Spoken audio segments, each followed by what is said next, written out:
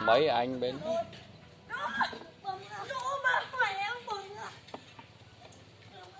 châu ông nó không làm cho xong luôn còn dở dở đã cái nó còn ốp trước đó nghe.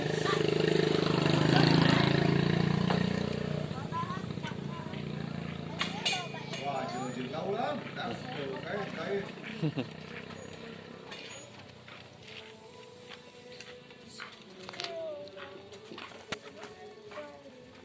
sẽ bị ly bố chứ không rồi.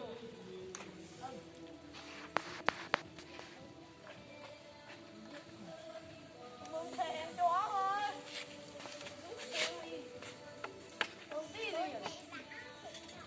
Không đẹp thôi, giống như xe em cho thôi. Trơn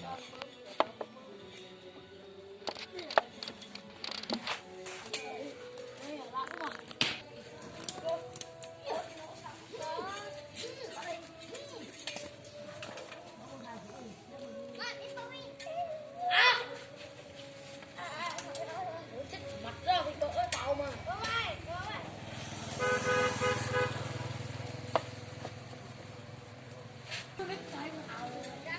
Tàu chú để mười người nhãn tới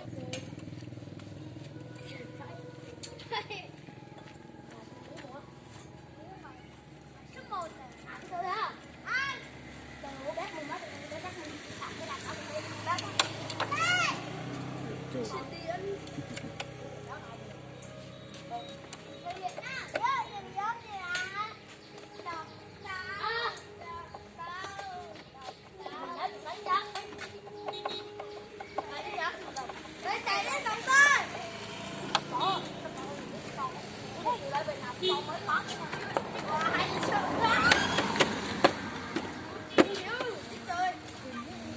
đây